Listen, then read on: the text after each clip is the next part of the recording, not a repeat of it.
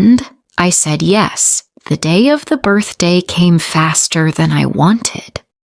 When we were ready, Howard carried the baby bag. I carried Emma. My son walked next to me, holding my hand.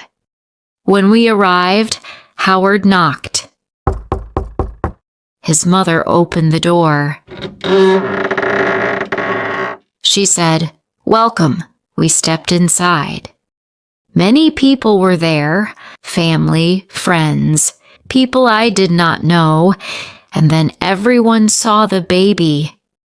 Someone shouted, "Oh, the baby!" They all came closer. They said, "Let me see. Can I hold her?" I froze. I held Emma tighter. I said, "No, it's okay. You can look, but no holding." One woman said, "Oh, just for a second." I said, "No, thank you." I looked at Howard. He gave me a nod. He understood. Then I heard it again. Howard's sister sat across the table. Next to her was his mother. They leaned closer to each other. I heard every word. The sister said, "Linda is too much." The mother replied, "Yes, always acting special." The sister said, "She doesn't let anyone hold the baby." The mother said, "So strange. She thinks she is better than us." I could not breathe. The sister said, "I don't like her. She is fat now and ugly, and her style is so cheap, like she doesn't care." I froze. The mother said, "She looks like a mess, like someone with no control." My heart broke.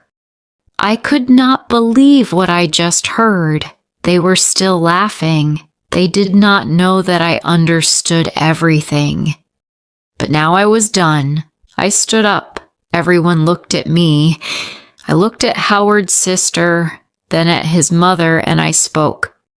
I said, "I understand everything you say. I always understood. From the first day, you talked about my hair, my clothes, my body." I stayed quiet. I tried to respect you, but today you crossed the line. You call me ugly. You call me fat. You talk about me like I am nothing. I am your family. I am the mother of this child.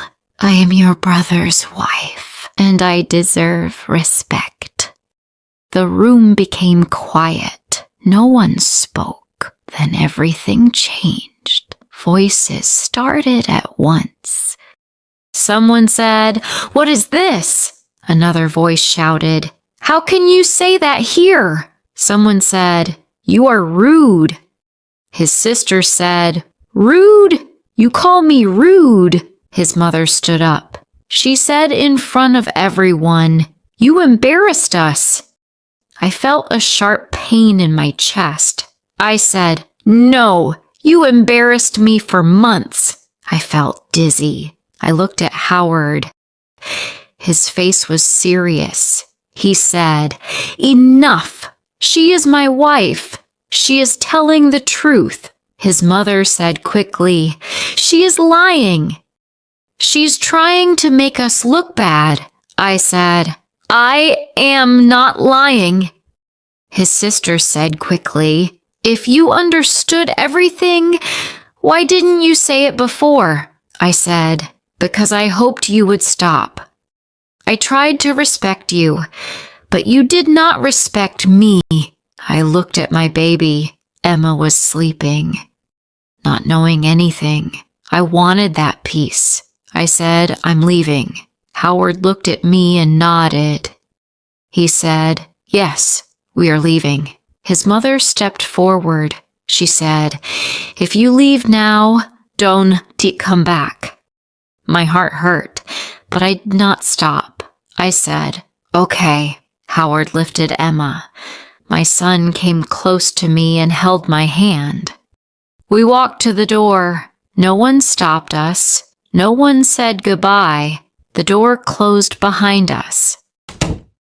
"I'm sorry," Howard said as we walked to the car. I looked at him.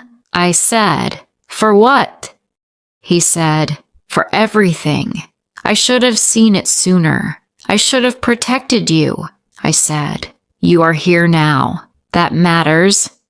He nodded, but I could see the pain in his eyes. We got into the car. When we arrived home, I placed Emma in her bed. I sat down on the couch. My body felt weak. My mind felt empty. I said, "I did it. I did not stay silent." Days passed after that night. No messages came, no calls, nothing. I kept checking my phone. I kept thinking someone would say something, but no one did. I stayed home with my children. I rested. I healed. I still felt sad sometimes, but I did not feel small anymore. One evening, I stood in front of the mirror. Howard came behind me and placed his hand on my shoulder. He said, "You are strong."